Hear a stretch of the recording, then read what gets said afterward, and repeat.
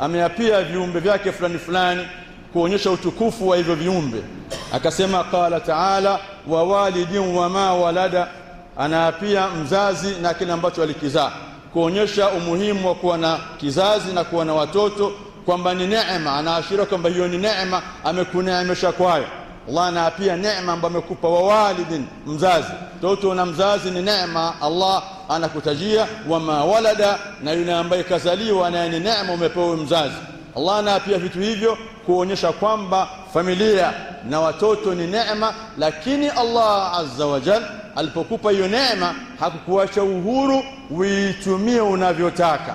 Alipotaja ndani ya Qur'ani kila kitaja kumpa mtu mtoto ametaja kwa njia ya neema. Akasema ya Yahya inna nubashiruka bighulamin ismuhu Yahya, ya Zakaria, ya Zakaria inna nubashiruka bighulamin ismuhu Yahya, ewe Zakaria tunakupa habari njema, tutakupa mtoto jina lake atakuwa Yahya.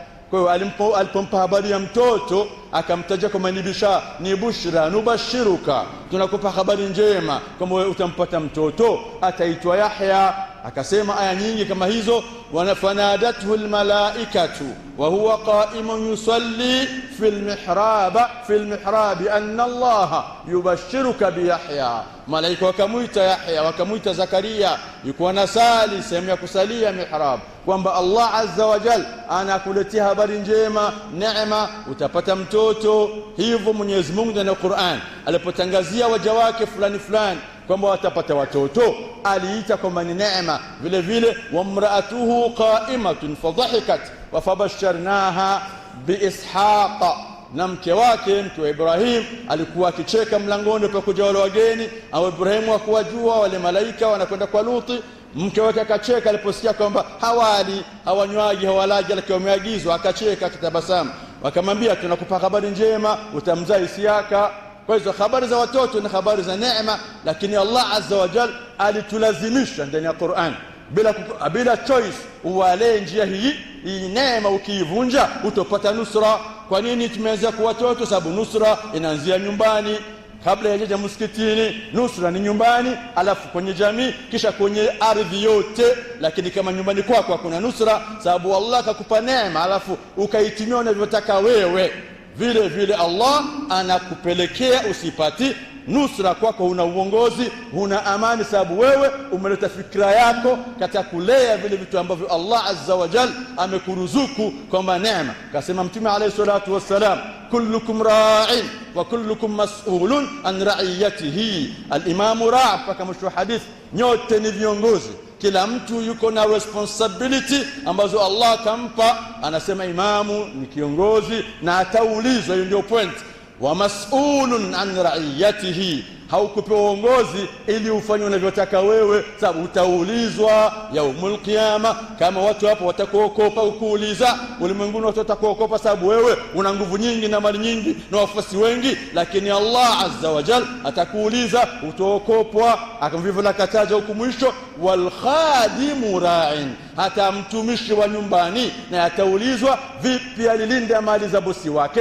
Wewe mtumishi wa dukani utaulizwa vipi umeendesha mali za bosi wako. Wal mar'atu ra'iyatun, na mke vile vile ni kiongozi kwa ile amana aliyopewa na mume wake ili aendeshe nyumba wakati hayupo, ataulizwa vile vile yaumul qiyam. Kwa neema hizi zikienda hovyo, ukizibadili wewe utopata nusra. Nusra inaanzia huko. Allah ametaja ndani ya Qur'an alipomwambia Ibrahim, idh qala lahu rabbuhu aslim qala aslamtu lirabbil alamin. Anatuonesha vipi waliotangulia walipopata neema ya watoto waliwalea vipi ili wapate nusra. Waliwaacha hivyo hivyo, wakabadili mambo ya Allah azza wa jalla, wakafanya visiokuwa neema, visiokuwa nusra ndio nusra.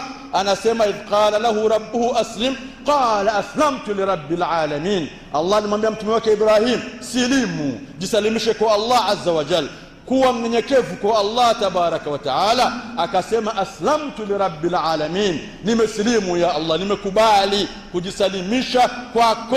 Dini amemchagulia inaitwa alislam. Akasema inna dina inda Allahi alislam, din ambayo Allah amemchagulia Ibrahim na wengine wote na sisi, inaitwa al-Islam. Sasa Ibrahim alipopata huo usia wa Allah akaupeleka nyumbani kwake ili na watoto wake wapate njia njema ya nusra. Akasema Mwenyezi Mungu, waswabiha Ibrahimu banihi wa Yaqub ya baniya inna Allaha astafa lakumuddina fala tamutunna illa wa antum muslimun. Ibrahim akaenda kwa watoto wake kupeleka ile nusra, kupeleka ile wasia, kupeleka ile elimu. Sasa leo unafanya hivyo wewe, unalea watoto wako ili upate nusra mpaka uwale alivyotaka Allah azza wa jalla, ndio utapata nusra.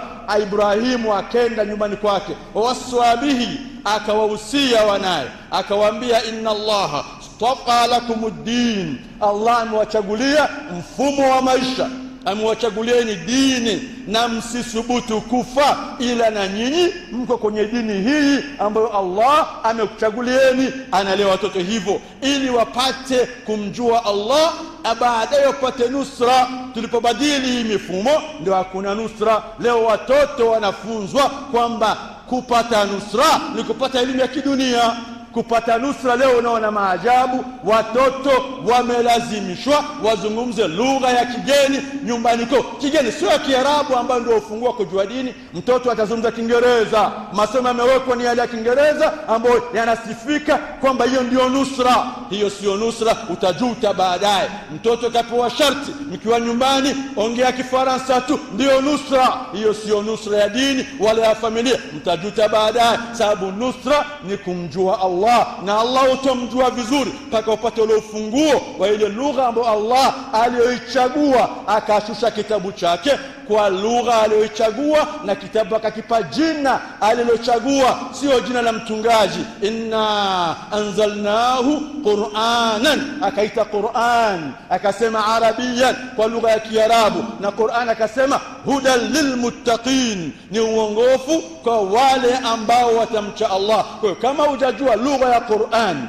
ukapata hata kidogo, umezamilia kwa lugha ya Kifaransa na Kiingereza na Kishinwa na yangine ili upate nusra, hutapata nusra, sababu Allah anasema mqur'ani, in tansurullaha yansurkum, mkimnusuru Allah na ndio atakunusuruni. Na kumnusuru Allah sio kumbebea mizigo, ni kufuata zile amri zake, zile alizokuamrisha wewe. Akasema mumtii Allah subhanahu wa atiu Allah wa atiu rasula, mumtii Allah tabaraka wa taala. Sasa hizi neema tulizozipata kutoka kwa Allah azza wa jalla tukazibadili, tukazichunga kinyume na mafunzo ya Mwenyezi Mungu, tukalea watoto vingine wakaenda njia nyingine, ndio maana kuna nusra mpaka hii leo, na tutaendelea hivi hivi. Watu wakasema tutapata nusra, tumeshachoka, wake zetu wanazalishwa na wanaume, tuletewa binti wasome kuzalishana, tutapata nusra. Wakapatikana mabinti, lakini kwa kuwa hawana misingi ya dini, hawajui hijabu ni nini, hawajui kusali ni kupi, hawajui lolote katika dini, lakini wamejua kuzalisha wanawake, hakuna nusra. Nusra ni kurejea kwenye misingi ya Allah tabaraka wa taala, alilazimisha hivyo. Hamtofaulu, hamtokuwa watu wa moja, hamtopendana bihaqi mpaka mrejee kule kwenye Allah aliyekuumbeni, akakupeni njia, akakuonyesheni. Aliposema sema kila siku ihdina siratal mustaqima, tuongoze njia iliyonyooka. Tulipopata nusra utafuta madaktari ambao ni vijana wa Kiislamu, ndio utanusurika. Hakuna nusra sababu wale hawakusema misingi ya dini, hawajui tauhidi, hawamjui Allah ukweli wa kumjua. Katika maisha yao kuna mengi sio sawa. Kwa nusra imetafutwa ambapo sio kwenyewe. Hautopata nusra mpaka ufuate ile njia yake Allah alivyokupangia wewe. Bila hivyo haiwezekani. Allah akakupa watoto wale, kakuruzuku ni neema, kaita ni neema. Inna nubashiruka, anakupa watoto, amekubashiria, amekupa wanaume na wanawake, amekuchangia. Wengine kawapa wanaume peke yake, yeye ndio ameamua hivyo. Anasema yahabu liman yasha'u inathan wa yahabu liman yasha'u dhukura au yuzawijuhum dhukrana wa inatha. Anampa mtakaye mabinti, amtakaye wanaume, au anakuchangia. Wa yajalu man yasha'u aqima, wengine anakuwa ngumba hazai. Sio udanganywa na aliyosoma dunia, ukimpiga hivi ndio utazaa, ukikaa hivi ndio mwanaume. Ni uongo, kadhibun. Kwa sababu Allah anasema kwa lugha nyepesi ya Kiarabu, sio ya Kiingereza. Ndio maana myafahamu, sababu ni Kiarabu, sio ya Kifaransa. Yahabu anampa mtakaye, wanawake au wanaume, au wanamchangia, au na wengine hawapi, wanakaa hivyo hivyo, hawana watoto. Sio mipigo ya aina fulani, ni uongo. Ni kusema dunia ndio kumepoteza watu, hakuna nusra. Kwa hiyo Allah azza wa jalla amekuruzuku watoto. Wewe ukimwacha mke wako na watoto umeacha, nusra utapata wapi wewe? Na watoto umeacha, umewazira, sababu umeachana naye, unazingishia ule mwanamke ananisumbua, nikaenda kuona watoto, hataki ni wao. Mbona ukidai faranga zako unasumbuliwa, hauziheri, unafuata mpaka mnashtakiana, mpaka utalipwa. Kwa nini mtoto wako upigani mpaka umpate? Allah akakupa, utaulizwa yaumul qiyama. Ana haki. Mnapovunja undugu hakuna nusra. Umevunja undugu ambao kuuvunja ni katika madhambi makubwa. Kama hutubu huna nusra. Pata mali utakavyo, kuwa kijana ujulikana utakavyo, huna nusra. Na nusra haiko kwako, na hapa haitokuwepo mpaka turejee kule kwa Allah azza wa jalla. Tizama gisi Allah azza wa jalla anataja ndani ya Qur'ani, anatufunza namna ya kulea kizazi ambacho ni neema ambayo Allah amekupa ili tupate nusra, ili nusra ipatikane, waislamu waheshimike. Anasema Allah azza wa jalla, wa idh qala luqmanu libanihi wa huwa ya'idhuhu ya bunayya la tushrik billah inna shirka la dhulmun adhim. Sikia maneno ya Allah, anayaleta lugha nyepesi ya Kiarabu, lugha ya dini ambayo watu leo maizarau. Unazarau Kiarabu hutopata nusra, sababu hutoijua dini. Taka usitaki, tunazungumza hapa, tunakariri tena tunapokuja katika hii sehemu. Sisi misheni yetu ni kutangaza kitabullah na sunna yake Rasulullah ala fahmi sahaba. Ndio tunazungumza sisi hapa. Hatuko hapa kwa malumbano, hatuko hapa kutukanana. Tunaongea ile ambayo tumedhihirikiwa kwamba ni haki. Ukiona si haki utufuate. Sisi ni masunni. Ahlu sunna wanakubali kukosolewa na wanatubu na wanajirejea, ndio ahlu sunna. Ahlu bid'ah hawakubali, mashia hawakubali kukosolewa, maibadhi hawakubali kukosolewa. Sasa ukiona kuna kosa hapa, uje, lakini usiji na timu ya mpira. Uje na qala Allah, qala Rasulullah, qala sahaba, au ulete mmoja katika wanachuoni wa kisunni wanaojulikana aliyosema kinyume na haya, alafu tutajirekebisha. Lakini ushabiki si hatumo, kutafuta urafiki hatumo, kutafuta umaarufu hatumo. Tunaendelea. Kwa hiyo nusra ni kuchukua neema za Allah alizokuruzuku wewe, uzichunge kama vishargisa nataka Allah. Umeachana mwanamke, sio utupe mtoto yule ni wa kwako, utaulizwa siku ya kiyama. Una nusra sababu unakwenda kwenye dhambi kubwa maisha yako mazima. Wewe unataka nusra, wewe kijana leo una bifu na baba yako, wewe humsemeshi baba yako wewe. Kwa nini? Sijame amekula hela yako, ulimtumia hela ajenge nyumba akala zote. Sikia anavyosema Allah azza wa jalla, wa'budu Allah wa la tushriku bihi shay'a wa bil walidaini ihsana. Muabudu Mwenyezi Mungu na usisubutu kumshirikisha na chochote. Shirki ni dhambi kubwa, dhambi mbaya, chafu. Alafu hapo pana anaunganisha na wazazi wako watende wema. Sikia hadithi ya Mtume inakuwekea wazi. Ibn Abbas amesema Rasulullah, ma min muslimin, hakuna muislamu yoyote amejaliwa kuwa na wazazi wawili alafu akawatendea wema isipokuwa kapewa milango miwili ya kuingia peponi. Akiwa na mzazi mmoja kapewa mlango mmoja wa kuingia peponi. Hawa watoto mnawalia bila misingi ya dini, wanakuwa wakubwa, wanafanya hayo, wanawadharau, hawawaheshimu, wanakosa pepo kwa sababu yenu nyie mlivyowainua. Anasema Mtume anakuwa na mlango mmoja kama ana mzazi mmoja. Sahaba akauliza, ya Rasulullah, wa in dhalamahu, vipi watakapomdhulumu ule mtoto, wakala mali zake, wakazingishiwa, wamemroga, wakafanya hivi na vile awaheshimu? Akasema wa in dhalamahu, hata wamdhulumu lazima awaheshimu, lazima akae nao sawa. Anasema Allah ndani ya Qur'an, wa in jahadaka ala an tushrika bi ma laysa laka bihi ilm fala tuti'huma wa sahibhuma fi dunya ma'rufa. Wakikulazimisha ufanye dhambi kubwa, dhambi chafu ya shirki ambayo Allah haisamehe, hakusema watukani, hakusema watie mateke sababu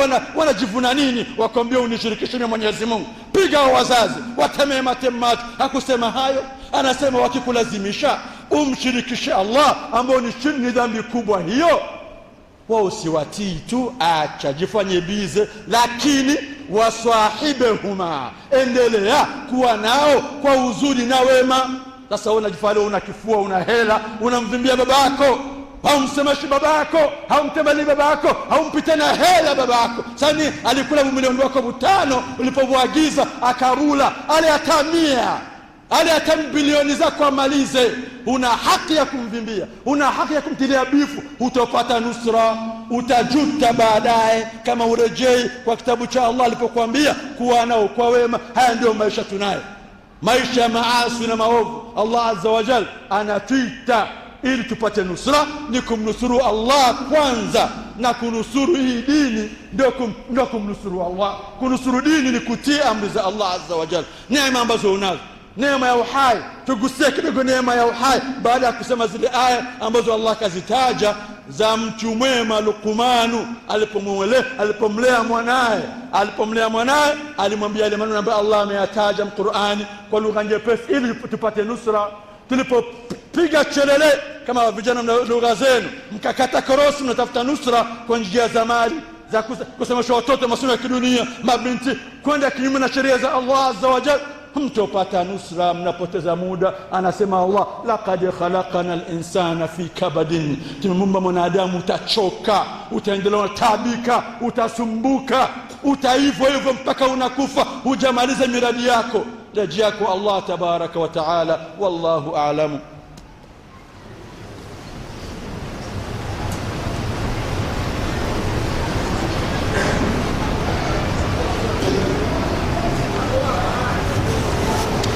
الحمد لله الذي خلق الخلق ليعبدوه وركب فيهم العقول ليعرفوه وأسبغ عليهم نعمه ظاهرة وباطنة ليشكروه، والصلاة والسلام على خير الأنام محمد بن عبد الله وعلى آله وأصحابه أجمعين.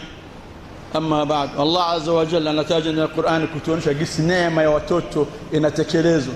Sikiliza hizi aya kwa lugha nyepesi lakini ya Kiarabu, lugha ya dini, lugha ya Qur'an ambayo ndio ufunguo wa kufahamu dini. Wa idh qala Luqman libnihi wa huwa ya'idhuhu ya bunayya la tushrik billah. Kumbuka Mwenyezi Mungu anamtaja Luqman jina lake kwa umuhimu wake na umuhimu wa maneno aliyosema alipomwambia mtoto wake, libnihi, mtoto wake, na anasema wa huwa ya'idhuhu, hali yake kwa anamlingania, anamuita kwenye dini. Akamba, mwanangu, usithubutu kumshirikisha Mwenyezi Mungu, usithubutu kudhani kwamba kuna yoyote anamsaidia Allah kwa chochote. Sasa mnadhani kumshirikisha Allah ni kuvaa msalaba na kwenda kanisani?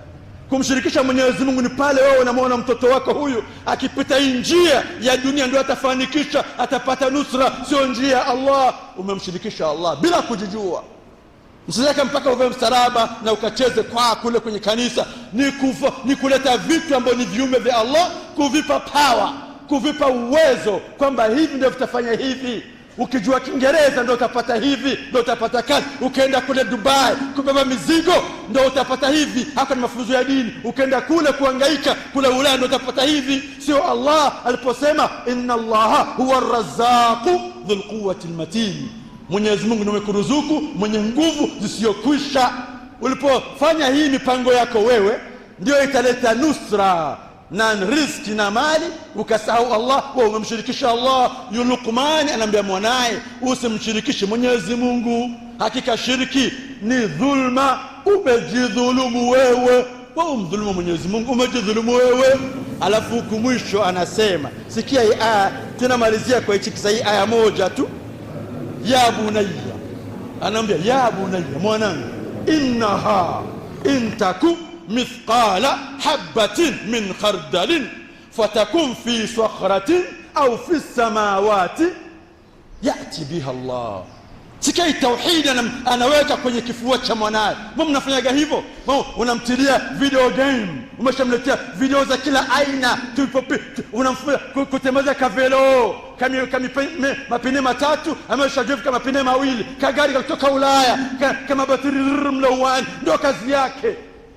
kagarika butu wa kupoteza muda, anakuwa hajui thamani ya wakati, hamjui Allah ni nani. Umepewa neema ya faranga, zitaondoka. Anaambia mwanangu, jua haya yafuatayo, hakika mambo yalivyo, ukifanya lolote lile libaya au lizuri, liwe lidogo halionekani kwa macho, habat min khardalin, kakitu kadogo ukaoni wewe, na hapo kadogo kajifiche ndani ya jiwe. Ona ni kadogo kaonekani, alafu kamejificha fasi, au kawe mbinguni au ardhini, yati biha Allah, ala takuletea, utakaona. Kama ni kheri utakaona, kama ni shari utaona. Alafu anasema hapa mwisho, inna Allaha latifun khabir, Allah ni mpole. Angekuwa sio mpole saizi hamko hapa, saizi hatuko. Angekuwa sio mpole saizi mmeshaondoka, angeleta umma mwingine. Lakini latifun, ni mpole, khabirun, anayajua yote unayofanya. Hasa anamfunza mwanae, hii ndio kuchunga neema ili apate nusra. Wale ndio walipata nusra, hivi ndio alilea mtoto wake kumfundisha Allah lazima okopwe mahala popote. So unatumika bosi anakuachia mali yake, unagavua, unaoyeye hakuoni, kamera aziko akuweka kamera pale, unachukua. Huna hii tauhidi kujua kwamba Allah is raqib, anakuona, is watcher over you, anakuona. Hauna hilo, sasa unakuja kuangamia baadaye. Hawa walifunzwa hivyo kwamba Mwenyezi Mungu atakileta kile kidogo ulichokifanya cha khairi au cha shari. Yeye ni khabir, anajua kila kitu. Allah tabaraka wa taala, neema ya uhai. Anasema Allah azza wa jalla, tabarakalladhi biyadihi almulku wa huwa ala kulli shay'in qadir, alladhi khalaqal mauta wal hayata liyabluwakum ayyukum ahsanu amala. Allah azza wa jalla anajitukuza tabaraka mpaka mwisho wa aya ya kwanza. Anasema ambaye kaumba mauti na uhai. Ni neema kuwa hai wewe. Allah anza akachukua akakunyang'anya miradi yako yote ikaishi. Allah ikuletea tu harufu ya kifo, wewe unaanza kukojoa. Wiki mbili zimepita tu hapo, wiki mbili mwanzoni mwa mwezi huu, Allah ameleta harufu ya kifo. Harufu tu, moto unaoka kule. Kuna watu walichanga sala, kuna watu wa kuadhini, imam alfembe ombi Allahu akbar, Allahu ili unakimbilia wapi? Kwenye anasema Allah, innal mauta alladhi tafirruna minhu fa innahu mulaqikum, hii mauti mnayokimbia iko mbele yako, mtakutana hivi. Unakwenda wapi? Lakini mwanadamu, Allah anataka kuonyesha wewe huyo uhai sio wa kwako. Acha majivuno, acha ujana. Siku ile mwenye gari lake nzuri, gari ambalo kilegamia, mwenye gari anakutizama, sasa ndio hichi ndio kiti unagemea gari yangu, kagari kametoka Japani, kangari kapya ndio kamefika, unakaigamia, anakupiga jicho. Acha kuigamia, hicho sio kitu. Nataka msumari, mtoto mdogo wa miaka 6 aparue na kamsumari, hata mtafute baba yake amtukane. Mwa mtuko leo watoto, mtoto mjinga, mtoto wa miaka 6 anaitwa mjinga, wa miaka 6. Kwa hiyo ameparua gari lake, limetoka hiyo gari, mtu akikugonga hatoki mpaka waje wapime akulipe. Lakini siku ile uliliacha, haukuona kama lina maana. Kwa nini? Neema ya uhai inashinda gari lako, inashinda watoto wako. Sababu watoto walitangazwa, njoo kuna watoto waliokotwa, mwenye mtoto waje atizame. Sasa uhai ukaja na namba 1, unakimbia. Wengine hiyo siku ndio wakakumbuka kuambia wake zao wanawapenda, anapiga kasimu, mfule nakupenda, tena nimekuridhia. Hivi ndio unamridhia? Unaona kama unataka kufa. Harufu tu ya kifo, hakuna chenye umeona cha kuja, hakuna harufu tu. Ule moto unauaga watu. Hizo kelele za hivyo zinauaga watu. Unampigia simu kwa simu, sidhani kama nitafika, vimeshaanza huku vitu gani vimeanza. Ama ni vitu hana jibu, lakini ndio ile paniki ya kupenda maisha, lakini umeyatumia kinyume na amri zake Allah. Anataka kunyang'anya sasa, unataka kutengeneza vyote, waambie watu wengine mwarizia, sikuwachukia za usabuhu, una kama utakufa. Rejeni kwa Allah azza wa jalla. Mmebadili mambo ya dini, kuto kuwalea hizi neema, kuto kuzichunga kidini. Tumevaa udhalili. Leo mwanaume, sikiliza, habari zinatokea, unashangaa. Binti umemlea wewe kwa misingi mibovu, asome kidunia, kabeba mimba, unamfukuza kwako. Hayo umeatoa wapi sasa? Ndio nusra hiyo, ndio ubivu nimekaswaga. Au unamfungisha mizigo, anakwenda kwa yule kijana ambaye kazini naye, make waendelee na zina. Ndio kuna nusra hapo. Wewe huoni kama ndio ulikosea ulivyomlea bila tauhidi, bila kumwambia hii aya ambayo Luqman alisema, ya bunayya fahamu, lolote lidogo likubwa Allah atalileta. Sasa mbeba mimba unamfukuza, ndio ubingwa. Anasema kwenye kikao, nimefukuza mimi, siwezi kupambana na mtoto wa mimba za haram, siwezi mimi. Wewe ndio utaulizwa, wewe ni imamu wa nyumba yako, utaulizwa ulichunga neema hovyo. Mwenyezi Mungu anasema ya ayyuhalladhina amanu tubu ila Allahi taubatan nasuha, ambao mmeamini tubuni kwa Allah, kutubu kwa kweli. Sasa mwambie tu atubu, amekosea, ametereza. Sasa ukimfukuza ndio tauba hiyo, sababu hakuna misingi ya dini, hakuna elimu sahihi ya dini. Tuambie watu elimu, tuambie watu waliokuwa sawa. Ndugu Waislamu, anazungumza hapa, hamtayakumbuka yote, lakini watajia mambo manne myakumbuke, mtapata nusra biidhnillah. Hamtakumbuka yote sababu mko na nyome sizia, kuna waza mambo yao, duka lake na mengine, na ninakofia hata isikafike kapita nikaambiwa kuna mtu kimsala huko. Yala tokea sababu watu wana msingi ya dini. Sisi tunazungumza hapa bila kumkofia yote yule. Tunaandikwa na angalia pale kwenye ile saa. Ifika tu tumalize bali. Kuhurumia wale wako kule nje ambao wanazungumza wakati wa khutba, hawasikiliza. Mtume kasema atakayezungumza wakati wa khutba hana sala. Au sisi wakinuna ndio wasali salamu, haina jina, sio adhuhuri wala sio jumwa, inaitwa salatu batila, swala ambayo imebatilika. Who cares? Nani anajali? Sababu Allah haishimiwi. Allah azza wa jalla anataka hii dini ije kwa njia nne. Zikumbuke hizi, aya nyingine uende usikumbuki. Njia ya kwanza, atakwambia neno la dini lolote lile akuonyeshe qala Allahu ta'ala, Allah ndio kasema. Haya, hakuna qala rasuluhum, tumekasema. Hakuna masahaba wamesema. Hakuna umoja katika wanachuoni wa Kisuni wamesema. Sisi ni masunni. Sasa mimi nazungumza, akikujia mtu na mambo ambayo kayaleta yeye, hakuonyesha likoyatoa, sio Allah kasema, Mtume kasema, maswahaba, au basi mwanachuoni wa Kisunni ambao washakufa wako hai, anazungumza ustadhu kwamba kusema halo kwenye simu haifai. Mimi nashangaa nikashtuka. Akasema na ushujaa ni bid'a. Unapopigiwa simu mzee ukisema halo, maki wewe unafanya makosa. Ustadhi, tuambie umeyatoa wapi hayo? Mbona hii halo ni lugha katika lugha zingine? Kuitika simu watu, kila mtu anatika kivyake. Wa Amerika ni yes, wale vijana wa kiume wa Marekani ukimpigia simu anakuambia yo, ndio anaitika hivyo. Hakuna anaitika yo. Marekani muhuni ndio anaitika hivyo yo, oh what's up. Wengine wakwambia bonjour, oui. Sasa hii halo imekuwa bid'a kwa misingi gani? Bid'a ni jambo limezuliwa kwenye dini. Za kusema halo ni ibada, ni dini jamani. Kwa nini haya tunayasikia tunayanyamazia? Kwa kuokopana? Tuletee basi. Qur'ani hamna, Msunna hamna, Mtume hakuwa na simu, masahaba hawakuwa na simu. Simu zimekuja zamani, wanachuoni walikuwepo na mpaka sasa zipo. Tumepigia simu wanachuoni wanaitika halo. Ibn Baz alitika halo, Fauzani alitika halo, Albani alitika halo. So natambia wewe haijuzu. Kwa uchache ustazi, tuambie Sheikh Ibn Baz kasema, Sheikh Albani kasema, sio wewe. Anta man ant, wewe ni nani mpaka ulete yako katika dini? Sio sawa hivyo ndugu Waislamu. Turejee kwa Allah azza wa jalla. Nusra inatafuta katika njia tofauti. Unasema unapigania sunna, unadanganya watu, sio sawa. Leta katika njia hizi nne, ndio elimu ya dini. Elimu ya dini hakuna kubuni, hakuna fashion. Anasema Allah azza wa jalla, hal indakum min ilmin fatukhrijuhu lana. Je, mnayo elimu mtuletee? Ndio kasema. Hakusema mnazo idea mtuletee, mnazo idea mtuletee. Kasema hal indakum min ilmin. Wote mnasikia elimu imetajwa aya, hata mwamjuki Arabu mnasikia ilm. Hal indakum min ilmin fatukhrijuhu lana. Mnayo elimu mtuletee, sio maneno. Hakuna hayo. Kwa kumalizia, natoa nasaha, sababu ukiona na jambo ambalo liko sawa, kama wewe ni sunni, toa nasaha kwa uzuri, hutukani mtu. Hakuna malumbano hapa. Ni msikiti wa Kisunni wa Ahlus Sunna wal Jamaa. Kuna kosa lipitika hapa, labda engineer akuambiwa hii mimbari inakosa, imekata safa mbili.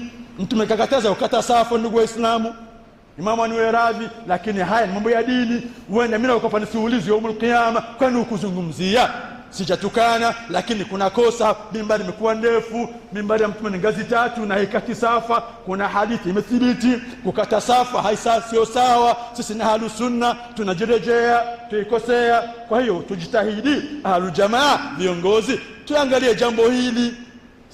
Mimbari isikate safa hata moja, imekata safa hizi mbili, hapa imekuja hapa, umeshia hapa, ukaishia hapa. Kwa hili jambo sio sawa kisunna kwenye ahlus sunna. Sija ni mashia maibadhi, usinambi markazi ina ngazi 12. Mimi sifuati, sio muigio kule, muigio wala laqad kana lakum fi rasulillahi uswatun hasana. Hakika mambo yalivyo, mna muigio mwema kwa yale matendo ya Rasulullah sallallahu alayhi wasallam. Allahumma salli ala Muhammad wa ala ali Muhammadin kama sallaita ala Ibrahima wa ala ali Ibrahima innaka Hamidum Majid. Aqimis salat.